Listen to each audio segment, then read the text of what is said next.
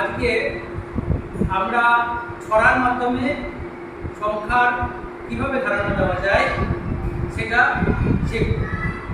তাহলে শুরু করা যাক। শুরু করো, স্টার্ট।